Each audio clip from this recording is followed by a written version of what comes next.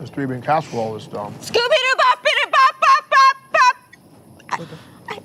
I'm so sorry, babe. I hadn't tasted him yet. I'm sorry. I'm sorry. Looking forward to, you know, like, Don't talk about the ingredients. I know. Yeah. After it's just a surprise for your mouth. yeah.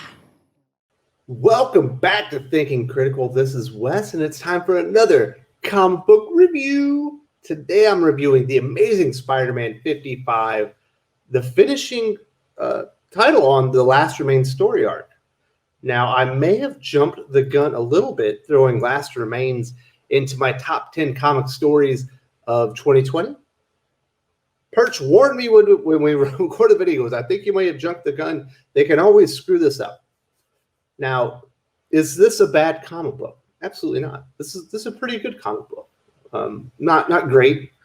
Maybe the weakest of the Last Remains story arc. It's complicated.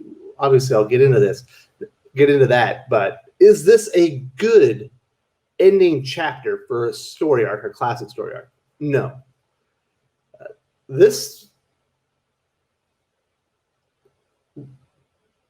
I expected them maybe to address the One More Day, maybe One More Day story arc, maybe undo some things there, maybe fix some things in continuity.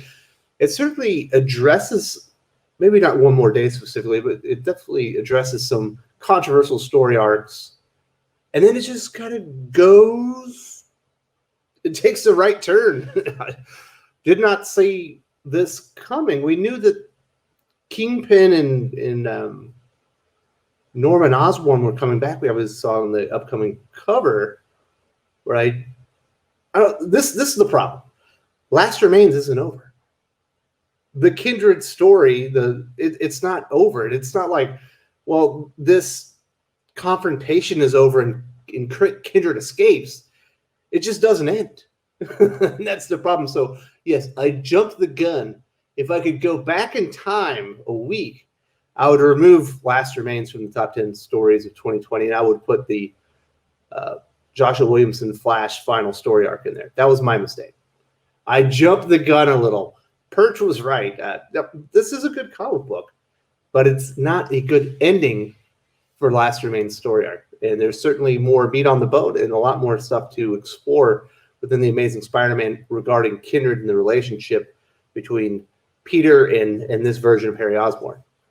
Now, before I get into all the details and on what I liked about this comic, and there's a lot I liked, and the things that I thought were just out of left field and didn't see coming, I do want to say, if you haven't subscribed, subscribe to the channel, hit the bell for notifications. Give me a thumbs up if you enjoy this review. Give me a thumbs down if you don't. I definitely want to hear your thoughts on Amazing Spider-Man 55. I don't know if I think this might be a controversial issue as far as an ending issue of a story arc.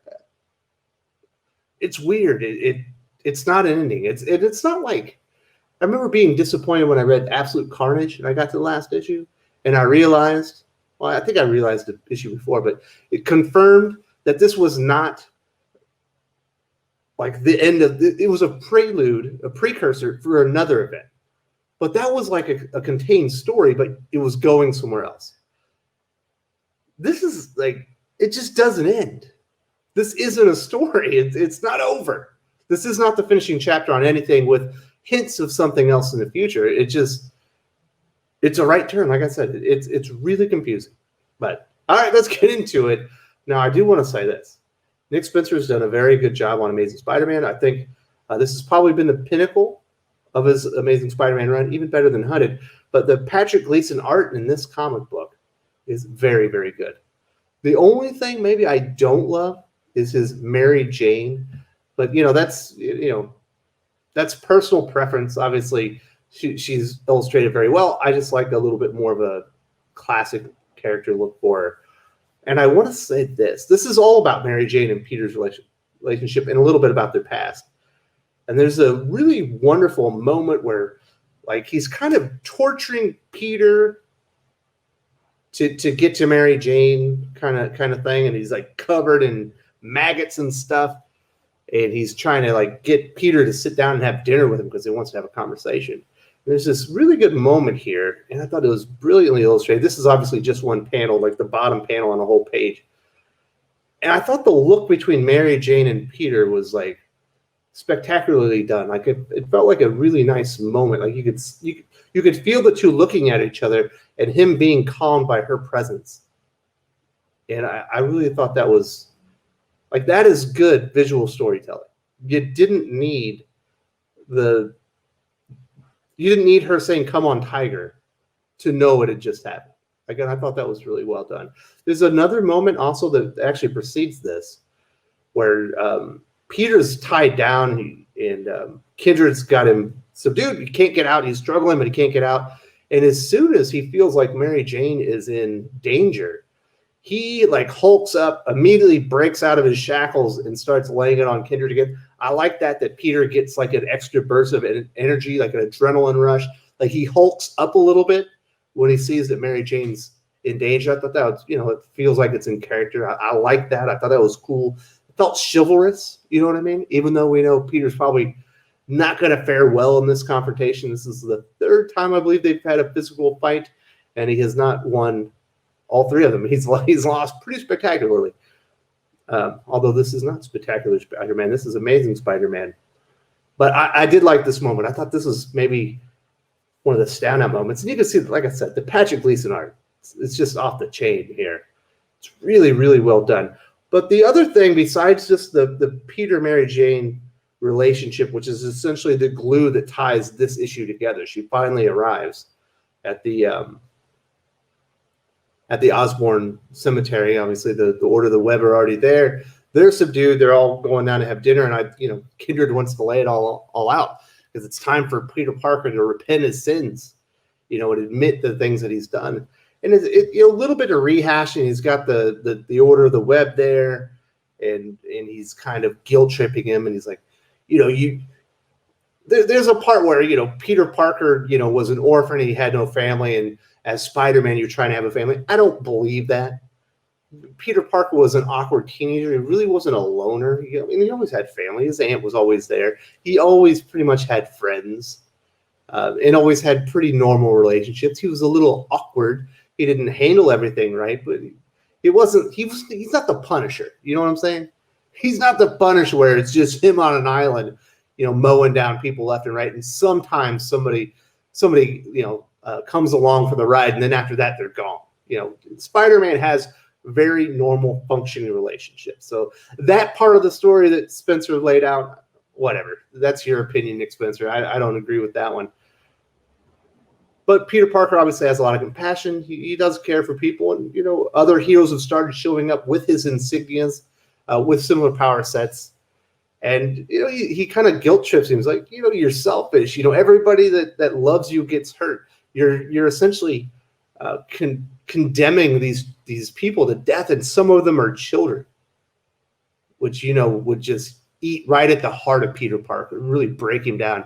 That's what he's doing. He's emotionally, spiritually breaking Peter Parker down, even though he's also physically kind of torturing him as well. But Peter Parker is a very physically resilient character. If you're going to break him, you got to break his spirit. That's a lot about what Kindred is doing. And then we do get he's talking about a lot of history. The big thing he brings up here before we kind of get into this part is sins past, about, hey, basically he's saying it's Peter's fault that sins past happened, because Peter knew Norman Osborn was a Green Goblin. He had amnesia, and he didn't tell anybody. And in Peter's mind, he's saying, well, I wanted to protect you, and your father didn't even know that he was a Green Goblin anymore. I wanted to protect your family.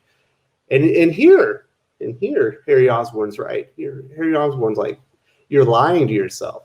He's like, you didn't say anything because you wanted to protect your identity, because you knew because of his amnesia, he couldn't remember who you were, that Peter Parker and Spider-Man were the same thing, and you did that to protect yourself.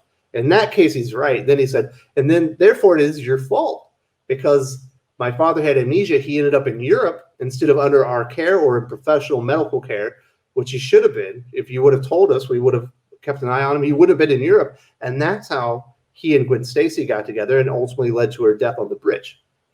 Now, that's bullshit. You know, that's the butterfly effect. You know what I mean? If Peter Parker put his shoes on, you know, 5 minutes later, when a week earlier wouldn't happen. Who knows? You can't blame him for that. But we'll give him this. It is certainly, in my understanding, the way I interpret the story is that Peter Parker didn't tell anybody that Norman Osborn was a Green Goblin because he didn't want to jeopardize anyone knowing who he was. He wanted to protect his family. And that part, you know, was selfish. But this idea that it's his fault that Gwen Stacy died because he didn't, you know, he couldn't have foreseen that. It certainly was not intentional. And I don't think you can blame that one on him. But obviously, another instance where, you know, that would eat at the crawl of Peter Parker and really emotionally break him down. And this is, you know, the story's still humming, you know, but we're getting kind of the end. And there's like a weird moment earlier in the comic where you see Norman Osborn. He's outside the cemetery. He's got an earpiece in, and he says she's in as he sees Mary Jane walk into the catacombs, the tomb, the family tomb of the Osborns. And I said, that's kind of weird. And then you see here, he says, I'm going in. Like, who the hell is he talking about? And then we get this really emotional scene where he's trying to get Peter Parker to confess, you know, it's all your fault. And you do get the sense there's two people that know everything. It's Harry Osborn, Kindred, and Mary Jane. And she's kind of playing coy, but she's trying to keep Peter from breaking, and she doesn't want to tell him everything. I definitely get that feeling. And then she's like, you know what? Take me. Let Peter and the kids go. You can have me. This is what you wanted all along. And you know, she also reminds me, you know, you said you would never hurt me, kind of thing. And then Norman shows up and he's like, you can't have them. They're mine. And he like throws a grenade and you're like, okay, I thought Norman Osborn was depowered because I thought Sin Eater took that from him and gave it to Kindred. So is he still evil? Apparently he is still the Green Goblin. And apparently he's fully powered and he can fight Kindred one-on-one. Like, what is Kindred's power level? What's his power set? You know, he's easily defeated Spider-Man. Spider-Man can easily defeat Green Goblin. Why is he having problems with Norman Osborn? Is it just because it's his father? You know, it feels like none of these characters should have any chance against Kindred. And then it's so, just like I said, really out of left field. You know, just Wilson Fisk shows up and they like blow up into the tube, and he shows up with all these soldiers, and apparently that's who he was talking to on the headpiece. And Fisk and Osborn were in it together to free and the Order of the Web and Peter Parker and Mary Jane. Like, I guess she was in it too. Like he was watching, like apparently she was the bait or something, is the way I took it. Where the hell did this come from? And then it says here, you know, you see Kindred, he says the darkness, and that's the last time you see Kindred, you're like, what the hell happened to him? Did they have a special gun or something? I didn't see that part. Did I miss it? What the hell happened to Kindred? Why is he running away from Fisk and Norman Osborn? And why the hell is this going there? You didn't finish the story. There's a lot of beating around the bush, but they never really got to the heart of the issue. So is Last Remains over? It doesn't feel like it's over. It's the last issue of the story arc, but what's been resolved here? Who won? And why didn't Kindred just kill all these guys? It feels like he's a super-powered demon from hell that wants everybody to remember, you know, that he's there, or he was sent there for damnation because of Peter Parker. Is anybody else confused? Did anybody else think this was really strange? Like, I knew that they were going towards this, but this is like, it was just so out of left field. I don't know. What do you guys think? Am I crazy? Did you see this coming? Is Last Remains over for you? Do you think that was a satisfying story? I don't. I thought it was really riveting, severely intense, very emotional, but it didn't end.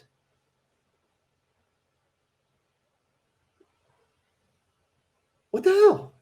Like, I feel like I missed something. But I can't be the only one, right? I mean, did I miss something? Because it definitely, to me, feels like the story didn't end. The Kindred thing is completely unresolved. He never made him realize the deal that he made with Mephisto. And you know, what the hell happened to Doctor Strange? He felt like he was playing a key part in Last Remains. He never showed back up. So I don't know. This is still a good story. Still the pinnacle of Nick Spencer's run. But like I said, this should not have been in my top 10 list for 2020. He fumbled the landing on the last issue. It didn't end. So that was strange for me. Although, like I said, this is a good comic book. The ending is just really strange. I don't get it at all. So that's my review. It's a 3.5-star comic. I recommend it. I don't know if I highly recommend it. It's right on the edge. The art in this, it's pretty badass. It's very, very good. It's not my favorite visual interpretation of Mary Jane. Other than that, I think it's, I don't know if it's flawless, but it's bordering on there. And this is one of the dopest covers you'll ever see. And when they do the reprint, there's a white background with the black webbing. It looks equally impressive to me. So I don't know. I'm really curious what people think about Last Remains, because while I still enjoyed it, I thought Amazing Spider-Man 55 is a good comic book, but it didn't end. If you enjoyed this video, please give it a like. I would appreciate it very much. It helps us attract more views for the channel. Subscribe for future commentary, comic book news, and reviews. And don't forget to ring the bell for notifications. If you want to talk comics, movies, and much, much more, you can follow me on Twitter at Wes_from_TC. With that, Salamat Po, and I'm out.